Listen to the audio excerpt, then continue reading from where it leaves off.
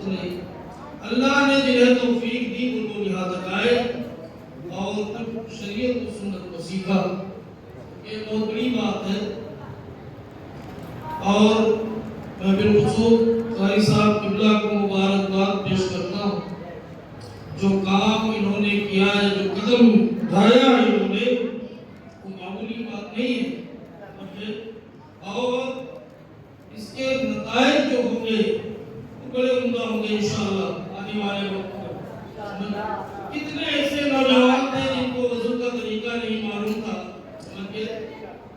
جن کو غسل کا طریقہ نہیں معلوم تھا، جنہیں نماز پڑھنا نہیں آتا تھا، ایک مختصر سا وقت 3 مہینے کا قلیل وقت، عمر کے حساب سے مختصر سا وقت یہاں آ کر کے دیا، ان کا روزہ نماز وضو غسل صحیح ہو گیا۔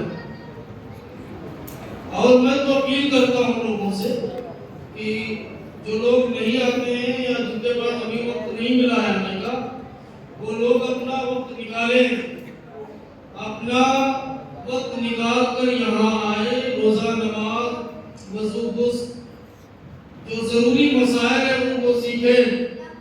ورنہ میں تو امام ہوں، مسجد میں جاتا ہوں، دیکھتا ہوں لوگوں کا حال کیا ہے، 90 سے 95% ایسے لوگ ہیں جن کو سجدہ رکوع نہیں کرنا آتا ہے، کیونکہ عمریں بیت گئی ہیں، کوئی 60 سال کا ہے، کوئی 65 سال کا ہے، ان کا سجدہ رکوع آ کر نہیں صحیح ہوا، اور پوچھو تو پتہ چلے گا 40 سال سے نماز پڑھتے ہیں۔ کیسے نمازی جانتے ہو؟ انہوں نے دیکھ دیکھ کے نماز سیکھا ہے، اٹھنا بیٹھنا سیکھا ہے، پڑھا نہیں ہے، کسی استاد سے سیکھا نہیں ہے، خالی مسجد گئے، لوگوں کو اٹھنے بیٹھنے دیکھا، وہی سے اٹھنے بیٹھنے لگے۔ آج تک ان کا سجدہ رکوع درست نہیں ہے، بلکہ وہ 5 وقت نماز پڑھتے ہیں۔ تو اس لیے آپ اگر اپنی نمازوں کو بہتر کرنا چاہتے ہیں، اپنے وضو اور غسل کو درست رکھنا چاہتے ہیں، تو سینٹر پر آئیں، قاری صاحب کی بارگاہ میں یہ ان سے سیکھیں۔ اور یہ وقت جو ملا ہے آپ کو، جو وقت ملا ہے، یا قاری صاحب جو آپ کو میسر ہے، اللہ کا شکر ادا کریں۔ اس دور میں کوئی اتنا فرصت میں نہیں ہے کہ آپ کو یہ سارے مسائل سکھائے، سنت یہ کیا دیتے ہیں آپ اس کے بدلے میں، یہ کا احسان ہے، ہم مبارکباد پیش کرتے ہیں۔ بہرحال میں اپنی گفتگو کا آغاز کروں اس سے پہلے آئیے ہم مل کر حضور سرور کائنات صلی اللہ علیہ وسلم کی بارگاہ میں خراج عقیدت پیش کریں، درود و سلام کا نذرانہ عقیدت پیش کریں۔ اللہ صلی اللہ علیہ وسلم شفیعنا و حبیبنا و کریمنا مولانا محمد علیہ وسلم، صلاۃ و سلام علیک یا سیدی یا رسول اللہ صلی اللہ علیہ وسلم۔ اللہ رب العزت نے جب آدم علیہ السلام کو پیدا فرمانا چاہا اور فرشتوں سے مشورہ کیا، ہم نے فرمایا انی جاعل فی الارض خلیفہ، اے فرشتوں زمین پر میں اپنا خلیفہ پیدا کرنا چاہتا ہوں۔ تو جب رب نے فرشتوں سے یہ فرمایا ہے فرشتوں میں زمین پر اپنا خلیفہ اپنا نائب بنانا چاہتا ہوں، تو فرشتوں نے کہا مولا کیا ہم تیری عبادت کے لیے کافی نہیں ہیں؟ ہم تیری تسبیح بیان کرتے ہیں، ہم تیرا نام لیتے ہیں، کیا ہم تیری عبادت کے لیے کافی نہیں ہیں؟ اے اللہ تو ایسے لوگوں کو خلیفہ بنائے گا جو زمین میں جائیں گے، فساد اور فساد کریں گے، جو خوریزیاں کریں گے، مولا کیا ہم کافی نہیں ہیں؟ اللہ رب العزت نے فرمایا انی اعلم ما لا تعلمون، اے فرشتوں چپ ہو جاؤ، جو میں جانتا ہوں وہ تم نہیں جانتے ہو، جو میں جانتا ہوں تم نہیں جانتے ہو۔ اللہ رب العزت نے آدم علیہ السلام پیدا فرمایا، پتلا تیار کیا، اس میں روح پھونکی، آدم علیہ السلام کو تمام چیزوں کے نام سکھائے اور جتنی چیزیں تھی ان کے نام بھی بتائے، ان کے کام بھی بتائے۔ اس کے بعد فرشتوں کے سامنے وہ ساری چیزیں پیش کی گئی اور پوچھا گیا ان سے، رب نے پوچھا ان کے بارے میں بتاؤ، ان کا نام کیا ہے، ان کا کام کیا ہے؟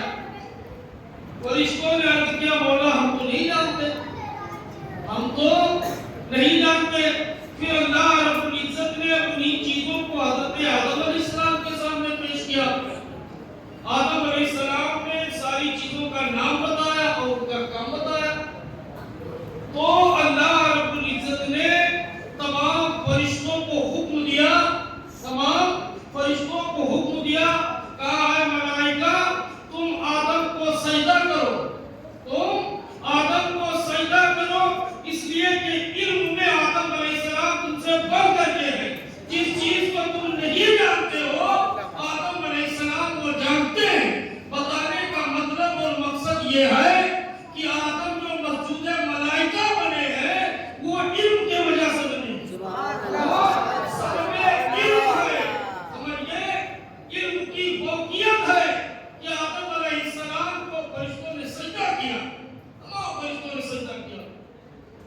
لیکن اس میں ایک تھا جو کر گیا، میں اوپر نام کر دیا، میں بہتر ہوں، میں آدم سے بہتر ہوں. سمجھ گئے؟ جب اس نے کہا میں آدم سے بہتر ہوں، تکبر کیا، کھمنڈ کیا اپنے علم پر. سمجھ گئے؟ اللہ رب العزت نے فرمایا لعنتی ہے لعین ہے، نکل جا میری جنت سے. سمجھ گئے؟ تو شیطان کے جنت سے خروج سے، جو اس کا خروج ہوا جنت سے، اس سے یہ بات سمجھ میں آئی کہ اگر علم والے کی یا علم کی قدر نہ کی گئی، اگر علم والے کی قدر نہ کی گئی تو شیطان جنت میں تھا، جس نے قدر نہیں کیا تو وہ جنت سے باہر کر دیا گیا. اگر ہم بھی علم کی قدر نہیں کریں گے تو ہم تو ابھی وہاں تک پہنچے بھی نہیں ہیں، ابھی پہنچے بھی نہیں، جو اندر تھا وہ باہر کر دیا گیا. اس لیے علم کی قدر کریں، علم کی قدر کریں. اور جس نعمت کی قدر نہیں کی جاتی ہے اللہ تبارک و تعالیٰ اس نعمت کو کھا لیتا ہے، اس نعمت کو چھین لیتا ہے لوگوں سے. جس نعمت کی ناقدری کی جاتی ہے تو بہت بڑی نعمت ہے.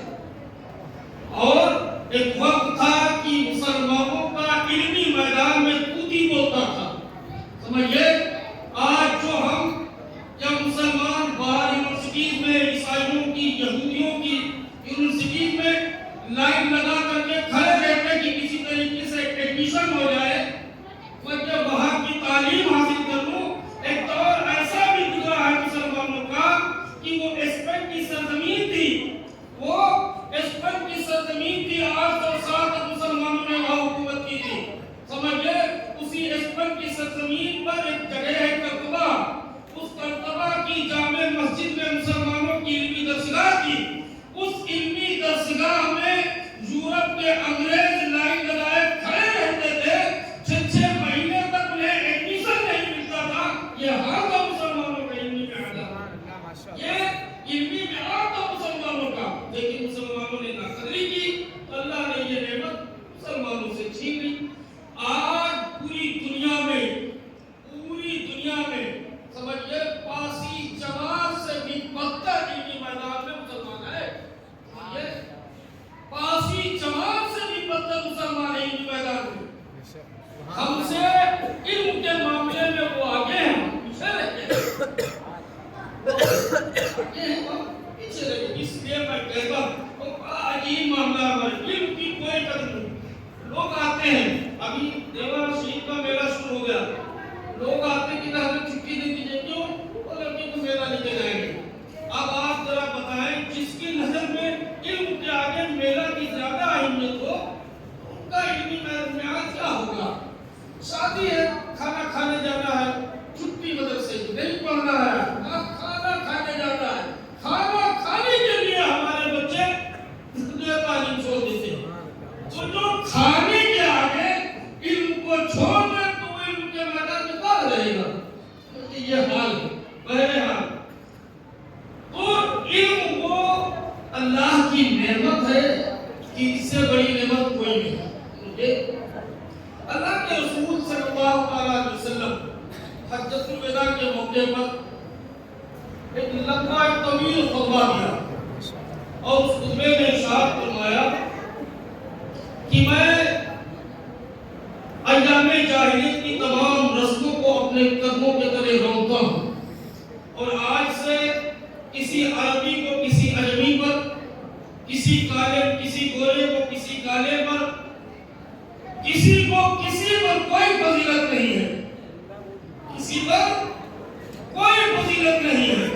تو اللہ کے رسول حجۃ الوداع کے موقع پر یہ اعلان فرما رہے ہیں کہ کسی پر کوئی فوقیت نہیں، سارے انسان برابر ہیں، سارے انسان برابر ہیں، کسی پر کسی کو کوئی فوقیت نہیں ہے۔ دوسری طرف اللہ رب العزت قرآن مجید میں ارشاد فرماتا ہے قل هل يستوي الذين يعلمون والذين لا يعلمون، اے میرے محبوب آپ فرما دو کہ عالم اور جاہل برابر نہیں ہو سکتے ہیں، پڑھے لکھے اور ان پڑھ برابر نہیں ہو سکتے۔ ایک طرف تو حکم دیا جا رہا ہے کہ کوئی تفریق نہیں، سارے مسلمان برابر ہیں، لیکن دوسری طرف فرماتا ہے کہ نہیں، تفریق کی جائے گی اور وہ تفریق کی جائے گی علم کی بنیاد پر، وہ تفریق علم کی بنیاد پر ہوگی۔ سمجھیے یہ ہے علم کا معیار، یہ ہے علم کا مرتبہ، سمجھیے۔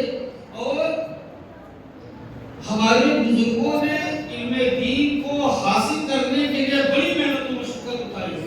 ابھی آپ نے چند روز پہلے سیدنا سرکار غوث اعظم رضی اللہ تعالیٰ عنہ کی 11ویں شریف منایا، نیاز واقعہ دلایا، چند دن گزرے ہیں، سمجھیے۔ ہم نے صرف حضور غوث اعظم رضی اللہ تعالیٰ عنہ کو قیامت تک پہچانا ہے، سمجھیے۔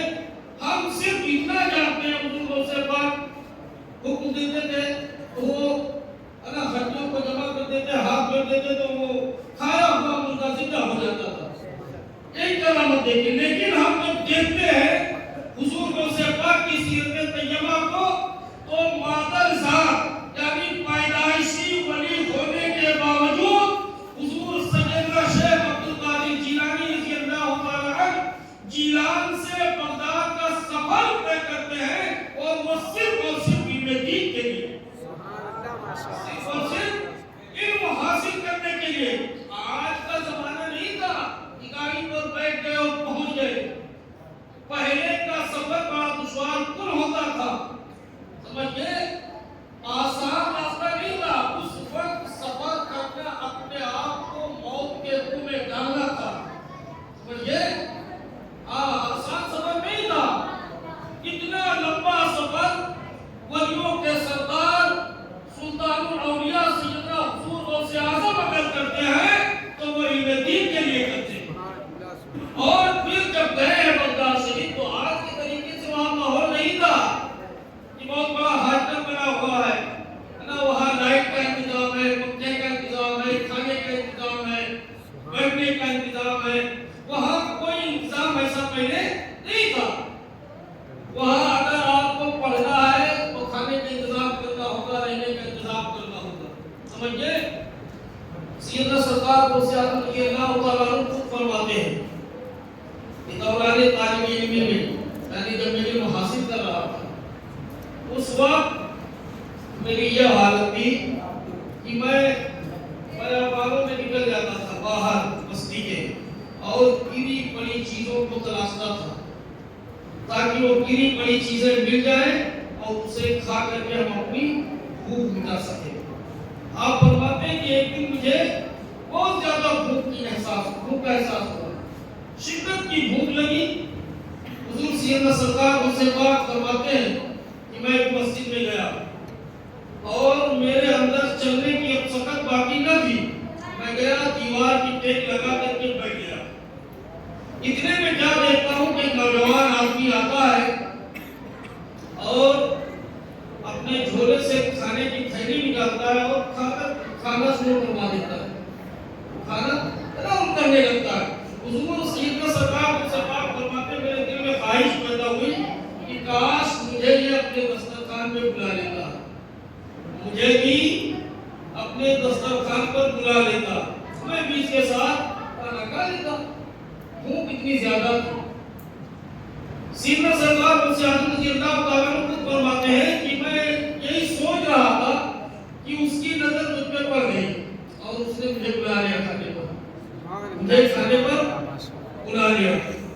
تو میں گیا اس کے قریب گیا اور کھانا شروع کیا، بات کرنے لگا۔ بات کرتے کرتے اس نے بتایا کہ میں گیلان سے آیا، کہا کہ حضور غوث پاک पाक थे। कहा मैं गिलान से आया हूँ, ठीक है। और उसने पूछा कि मैं गिलान से आया हूँ और अब्दुल कादिर की तलाश में हूँ, क्या तुम अब्दुल कादिर को जानते हो? खुद हुजूर से पास से पूछ रहा है, क्या जानते हो अब्दुल कादिर को? मैं जब चलने लगा था गिलान से तो अब्दुल कादिर की माँ ने मुझे कुछ अशरफियाँ दी थी कि ले जाकर के मेरे बेटे को दे देना, और मैं यहाँ आया हूँ, तलाश रहा हूँ उनको। और जब मैं यहाँ पहुंचा तो मेरा जो खर्च था वो तो खत्म हो गया। अब उन्हीं पैसे से मैंने ये खाना खरीदा है और यही खाना है। तो क्या आप जानते हो अब्दुल कादिर को? तो हुजूर से पाक ने फरमाया, जिस अब्दुल कादिर को तुम तलाश रहे हो ना, वो अब्दुल कादिर मैं ही हूँ। जिसको तुम ढूंढ रहे हो वो अब्दुल कादिर मैं ही हूँ। तो सैयदना सरकार से पाक फरमाते हैं कि जो उस खाने की तरफ मेरा ख्याल गया, जो उस खाने की तरफ मेरी नजर गई, जो मेरा ख्याल गया कि अब मुझे खाने पर बुला ले, वो इस वजह से मेरा ख्याल गया था उस खाने की तरफ, क्योंकि वो मेरे पैसों से खरीदा गया था, वो मेरे पैसों से खरीदा गया था, वरना मेरी नजर तो किसी गैर के माल की तरफ जाती ही नहीं है। मेरी नजर तो किसी गैर के माल की तरफ जाती ही नहीं, वो तो मेरे पैसों से खरीदा हुआ था। तो ये था उस वक्त इल्म हासिल करना इतना दुश्वार था, लेकिन बुजुर्गों ने सीखा, सबक नहीं किया। समझिए हज़रत अबू अय्यूब अंसारी रज़ियल्लाहु ताला जो मेज़बाने रसूल हैं, जिनके दरवाजे पर अल्लाह के रसूल की उठनी बैठी थी, याद है आपने? मालूम है ना? हज़रत अबू अय्यूब अंसारी रज़ियल्लाहु ताला एक हदीस को मालूम करने के लिए उनको पता चला कि मिस्र में हज़रत आमिर बिन उक़बा रज़ियल्लाहु ताला अन्हु है जो हुजूर की एक हदीस बयान करते हैं। तो हज़रत अबू अय्यूब अंसारी रज़ियल्लाहु ताला अन्हु मदीनतुल मुनव्वरा से मिस्र का सफर करते हैं एक हदीस को मालूम करने के लिए, एक हदीस पाक के लिए। और जब आप मिस्र पहुंचे तो जो वहां के हुक्मरान थे उनके दरवाजे पर पहुंचे, उसने देखा हज़रत अबू अय्यूब अंसारी आए थे, उनका तो साहब ये वो आए, बाहर निकल करके आपका इस्तेकबाल किया, कहा हज़रत चलिए मेरे घर में ज़ियाफत हुक्म फरमाइए, आराम कीजिए। हज़रत अबू अय्यूब अंसारी ने फरमाया कि मैं यहाँ ज़ियाफत करने नहीं आया हूँ, मैंने सुना है आमिर बिन उक़बा रज़ियल्लाहु ताला एक हदीस पाक बयान करते हैं हुजूर की, मैं वो हदीस पाक सुनने के लिए आया हूँ, और मैं चाहता हूँ कि तुम कोई आदमी मुझे दे दो जो उनके घर तक मुझे पहुंचा सके। हज़रत अबू अय्यूब अंसारी हज़रत आमिर बिन उक़बा के दरवाजे पर पहुंचे और